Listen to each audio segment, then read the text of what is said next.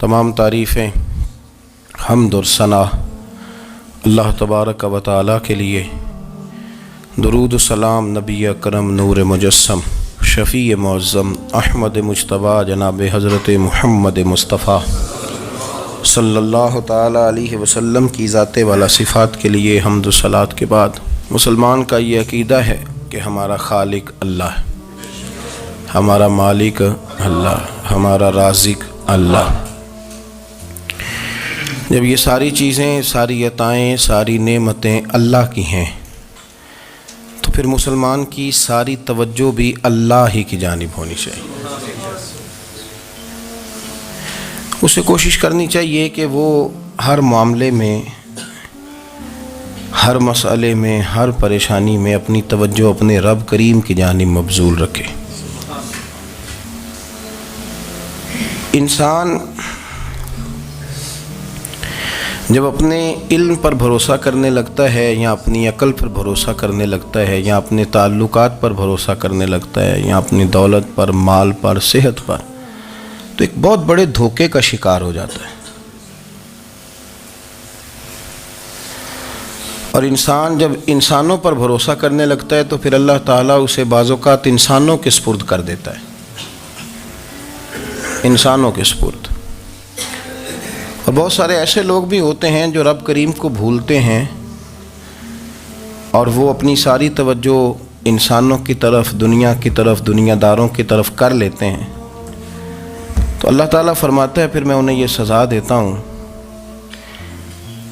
कि वो मुझे भूलने निकले थे तो मैंने उन्हें उनका अपना आप भी भुला दिया, अपना आप भी। सूरह हश्र को देखिएगा, फरमाया वाला तकूनु कल्लज़ीना नसुल्लाह फ़अन्साहुम अनफुसहुम। उन लोगों की तरह न हो जाना जिन्होंने अल्लाह को भुला दिया तो अल्लाह ने फिर उन्हें उनका अपना आप भी भुला दिया।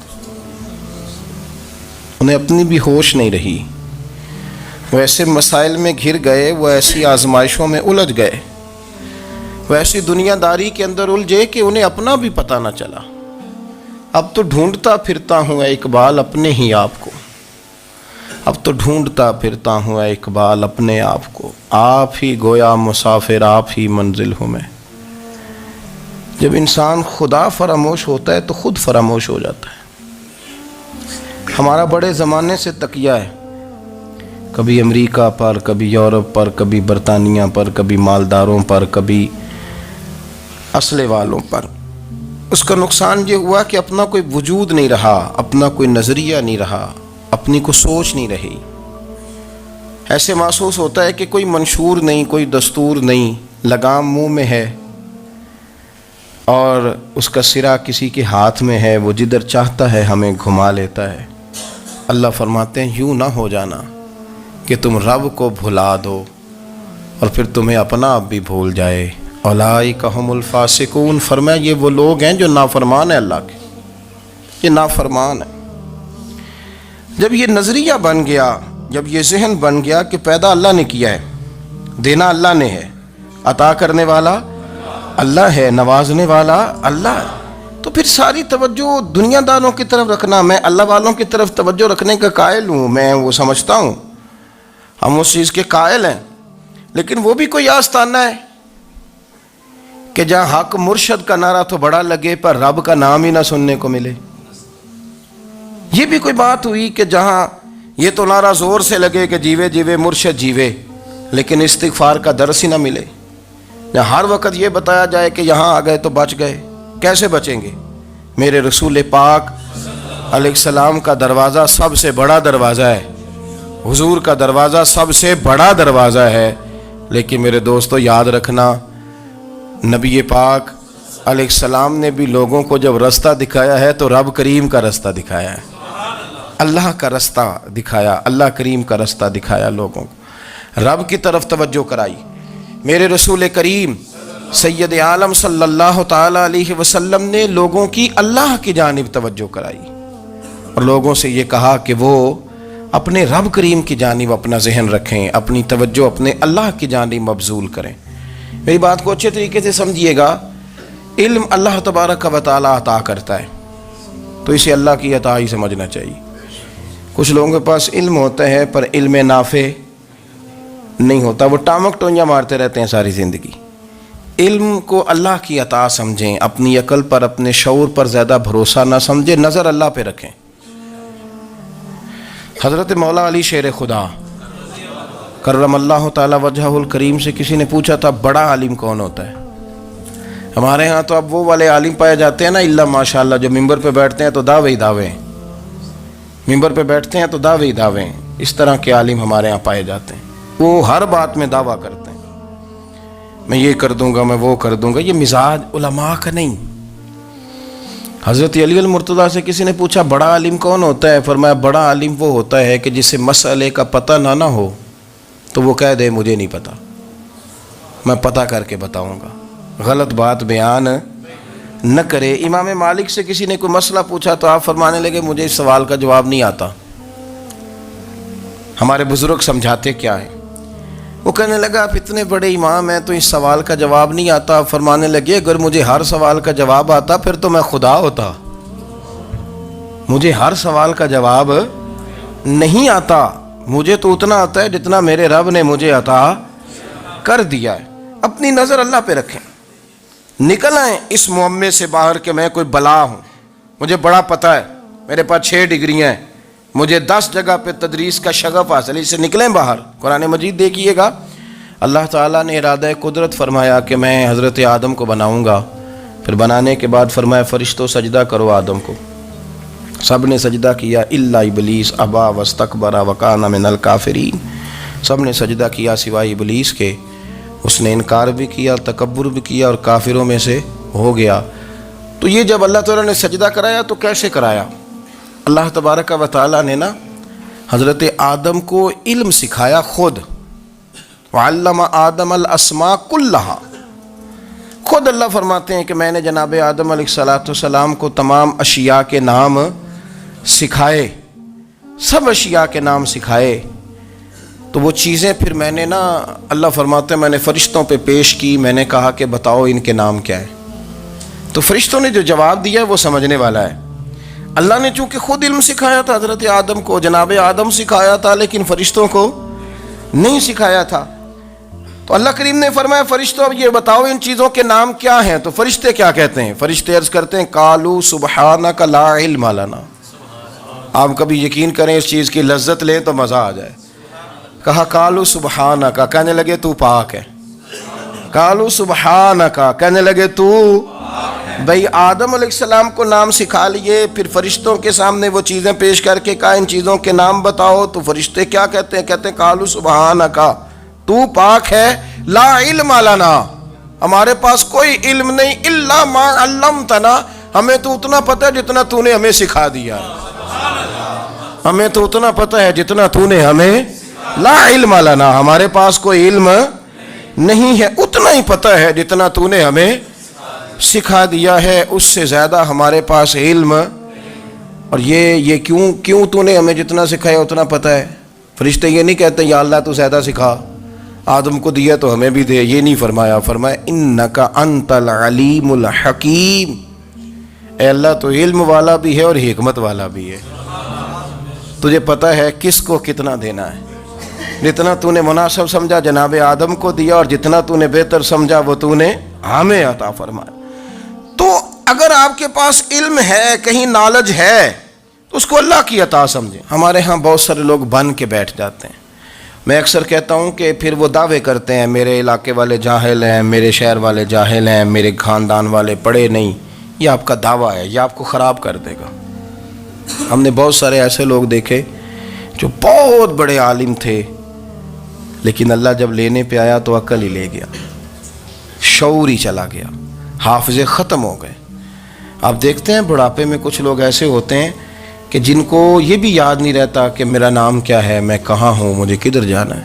تو اس وقت سے اللہ کی پناہ مانگیں اور اپنی نظر اپنے رب کریم کی جانب رکھیں، اللہ کی جانب اپنی نظر کو مبذول رکھیں۔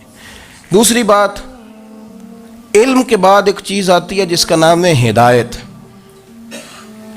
جس کا نام ہے تقویٰ، جس کا نام ہے پرہیزگاری، جس کا نام ہے عمل، عبادت، ریاضت۔ یہ بھی اسی وقت ہی نصیب ہوتی ہے جب میرا رب کریم نصیب فرما دیتا ہے۔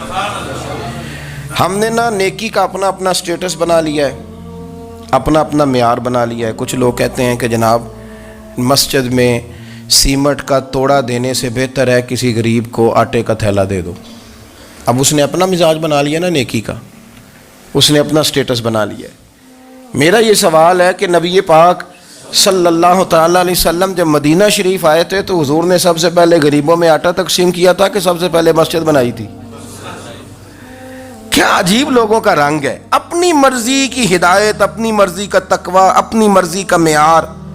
مسجد کوئی بڑا چھوٹا خطیب بھی میری طرح کا ہو نا تو وہ مسجد میں بیٹھ کے جب نبی پاک کی بات کرتا ہے تو کہتا ہے میرے رسول پاک غریبوں کا سہارا بن کے آئے۔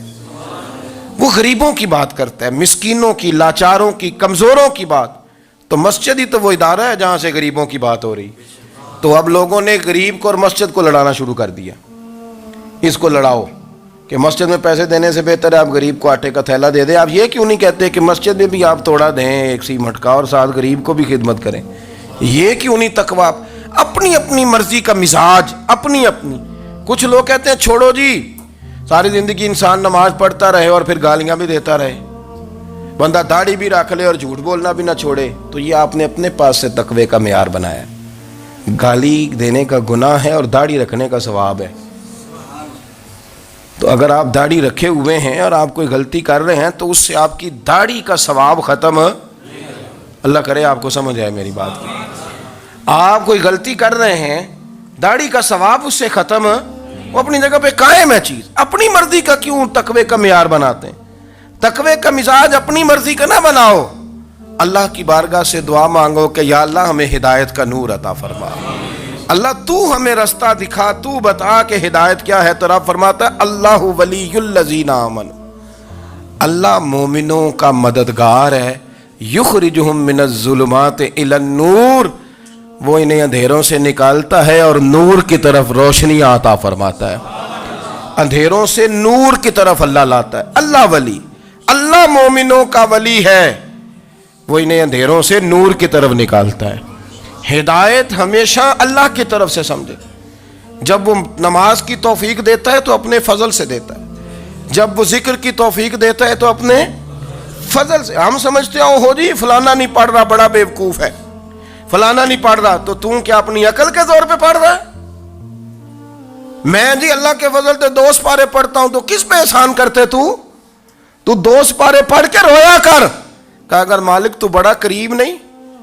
بڑے لوگ ہیں جن کو پورا قرآن حفظ ہے پر انہیں پڑھنے کی توفیق نہیں، تو انہیں فضل کیا اور مجھے توفیق دے دی ہے پڑھنے کی۔ رویا کر، پڑھ کے رویا کر، راتی ساری کر کر زاری، او نیند اکھاں تھی توندے تے فجرے اوہی گناہگار کہاون سب تو نیوے ہوندے۔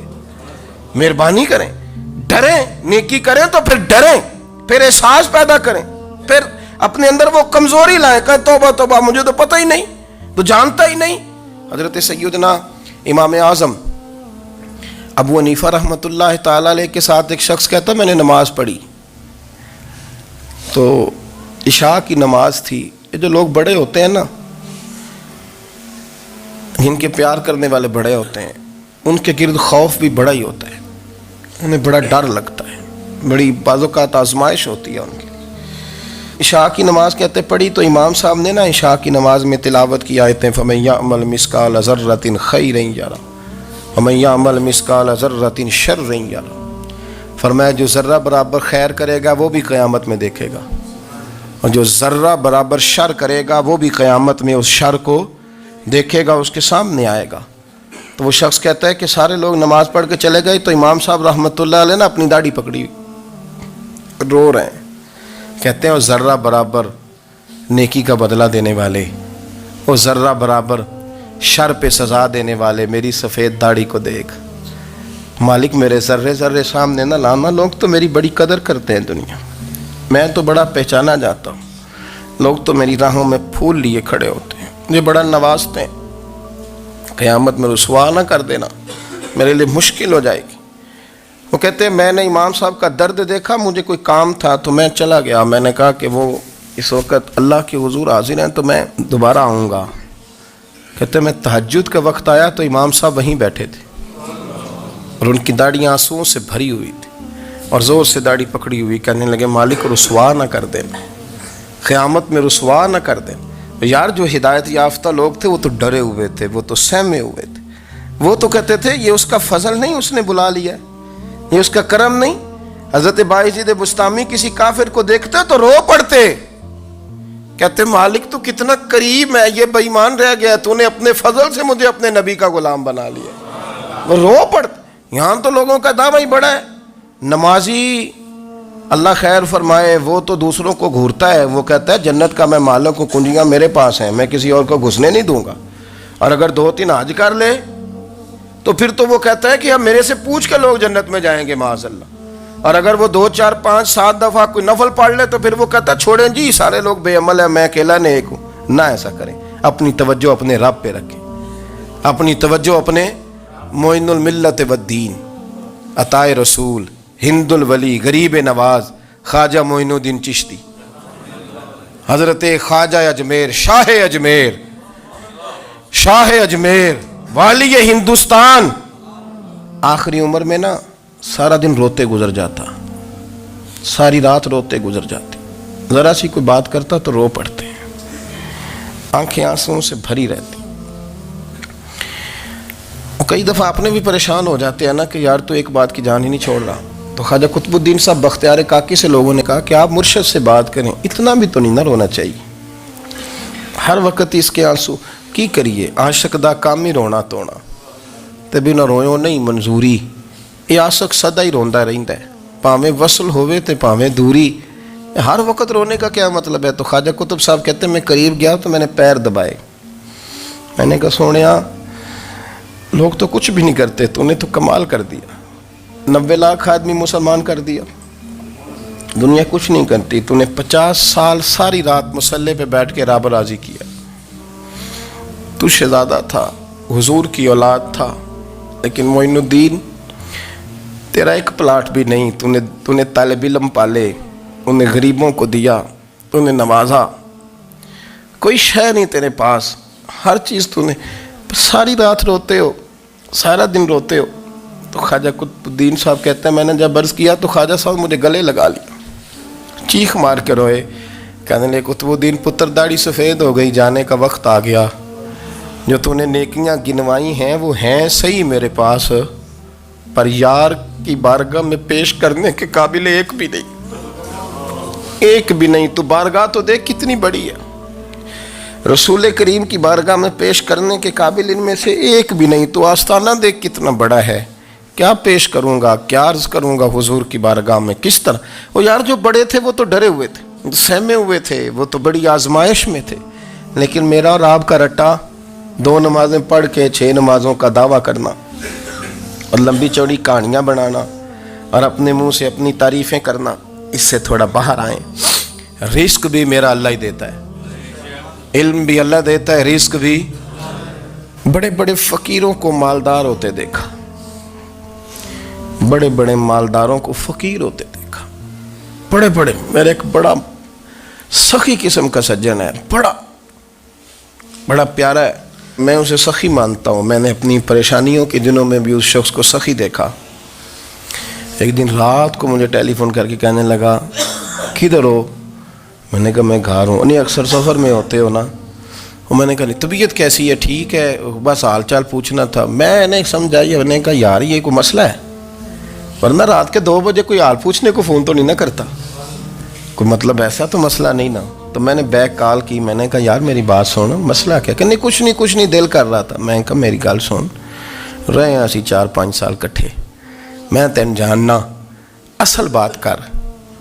کہنے لگا مکان بھی بڑا ہے، سارا کچھ ٹھیک ہے، پر وہ بڑا ہی بے نیاز ہے، کچھ حالات اس قسم کے آ گئے ہیں کہ لوگوں کو بتاؤں بھی تو لوگ ماننے کو تیار نہیں، زیادہ نہیں، مجھے نا تھوڑے سے پیسوں کی ضرورت ہے، کوئی 15-20 ہزار اگر مل جائیں میری ضرورت۔ آپ یقین کریں میں روتا رہا ساری رات۔ میں نے کہا مہربانہ تیرا کس طرح کریں گے، اس سے لے کے زمانہ استعمال کرتا تھا، پر بے پرواہی ویخ نہ سجڑ دی، جتھے کسے دی پیش نہ جاوے، انہیں تاجاں والے در در رولے تے منگتے ہیں تخت بٹھاوے۔ سجنا کسے نو کارا مل دئی، کوئی کعبے خالی آوے. واللہ خیر الرازقین.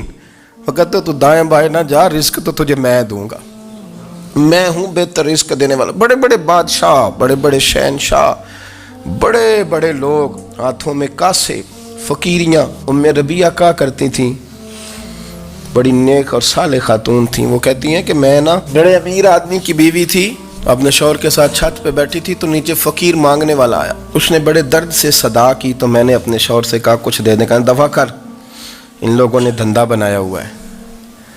کہتی میں میکے سے بھی بڑا مال لے کے آئی تھی، میرے ماں باپ بڑے امیر تھے تو میں نے نا چوری اپنے خامہ سے نظر بچا کے باتھ روم جانے کے بہانے گئی اور نیچے جا کے 5 دینار میں نے اس فقیر کی ہتھیلی پہ رکھے. کہتے اس نے 5 دینار دیکھے، پھر میری طرف دیکھا تو میں نے اس کی آنکھوں میں آنسو چمکتے دیکھے. کہنے لگے بی بی رب تیرا بھلا کرے، میں 3 دنوں کا بھوکا ہوں. کہ وہ چلا گیا.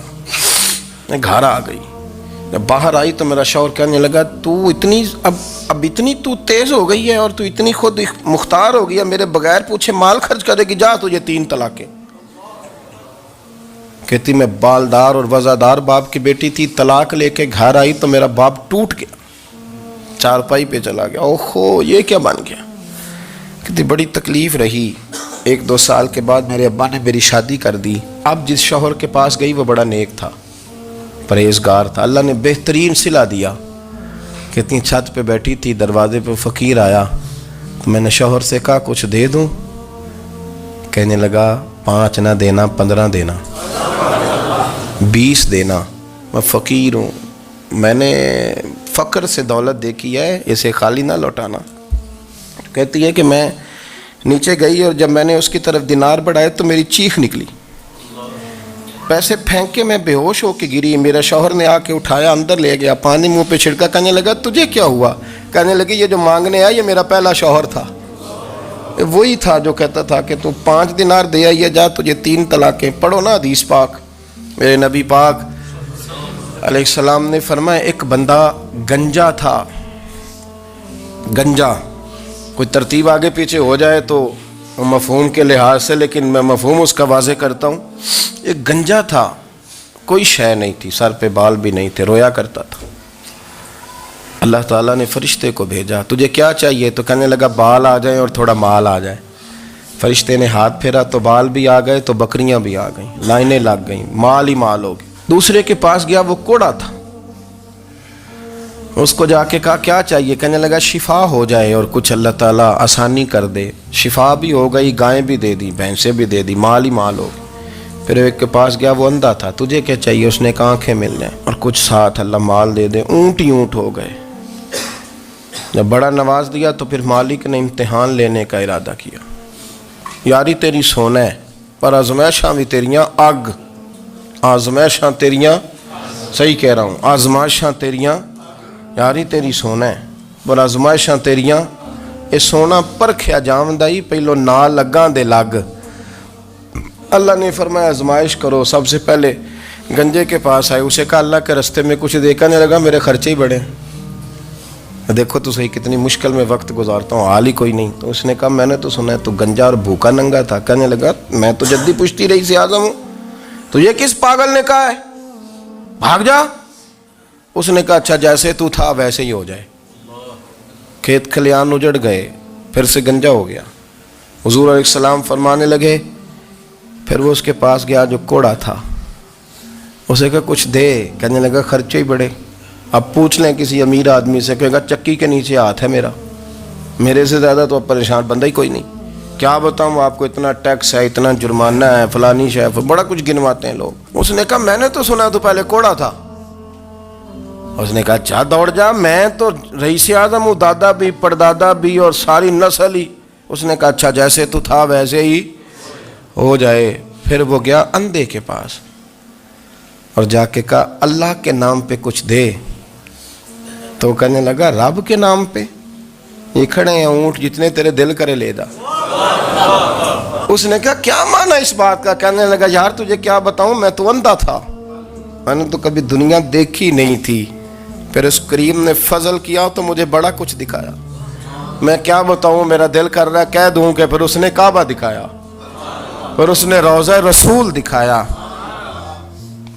پھر اس نے ریاض الجنہ کے سجدے دکھائے، پھر اس نے اپنے محبوب کے دروازے کی رونقیں دکھائیں۔ اس نے بڑا کچھ دیا، اس نے بڑا نوازا۔ میرے پاس تو شاید میں بدکار پرانا خادم، کسے در ملی نہ ٹوئی، ایت واصف یار نے نظر جو کی تھی، پھر واصف ہی ہوئی۔ یہ تو اس کا کرم ہوا۔ تو یہ وہ کہنے لگا تو اللہ کے نام پہ جان مانگ، میں وہ بھی دینے کو تیار۔ میرے پاس تو شے ہی کوئی نہیں تھی، مجھے تو اپنا پتہ ہے، میں تو کوئی شے نہیں تھا، کچھ نہیں تھا میرے پاس۔ یہ تو ان کا کرم ہے کہ رخ ان کا ادھر ہے، اور مختصر سی میری کہانی ہے، یہ جو بھی ہے ان کی مہربانی ہے۔ تو وہ کہنے لگا میں بھی کچھ لینے نہیں آیا تھا، تیری آزمائش ہی کرنے آیا تھا، تیری عزتیں بھی سلامت رہیں گی، تیرا مال بھی سلامت رہے گا، تیری شفا بھی۔ اپنی زندگی میں کبھی بھی اللہ کی بارگاہ سے توجہ ادھر ادھر نہ کریں، چھوڑیں لوگ کیا کر رہے ہیں، دنیا کیا کہہ رہی، کبھی بھی اپنی توجہ دائیں۔ ہمارا یہ مسئلہ بن گیا کہ ہماری سیاست ہے، ہماری دنیا داری ہے، ہم بندوں کو راضی کرنا چاہتے ہیں، ہم دیکھتے ہیں کون کس طرح، اور آپ یقین کریں آپ تھک جائیں گے، بندے راضی نہیں ہوں گے، وہ نہیں راضی ہوتے۔ آپ ان کو منا کے لائیں گے تو ادھر والے نکل جائیں گے، ادھر کو منائیں گے تو ادھر والے نکل جائیں گے۔ اس چکر سے باہر آئیں، اس رب کو راضی کریں جو فرماتا ہے ان الذین آمنوا وعملوا الصالحات سیجعل لهم الرحمن ودا۔ فرمایا تو ایمان لانے کے بعد نیک عمل کر، میں لوگوں کے دلوں میں تیری محبت پیدا کر دوں۔ رحمان لوگوں کے دلوں میں محبت ڈال دے گا، اللہ لوگوں کے دلوں میں۔ اپنی نظر ہمیشہ اپنے رب پہ رکھیں، اتنی لمبی چوڑی دنیا داروں سے امیدیں نہ وابستہ کریں۔ میں نے دیکھا ہے لوگ کاسا لیسی کرتے ہیں، کبھی اس کے دروازے پہ کبھی اس کے دروازے پہ۔ ان چکروں سے باہر آئیں اور اپنے رب کی بارگاہ کی طرف توجہ کریں، استغفار شوق سے پڑھا کریں۔ اور اکیلے میں نا، اکیلے میں حضرت رئیس المتکلمین مولانا نقی علی خان صاحب رحمۃ اللہ نے لکھا ہے کہ فرعون 500 سال حکومت کر گیا، یہاں تو 5 سال کی حکومت کی پیر لڑکھڑاتے ہیں، 500 سال۔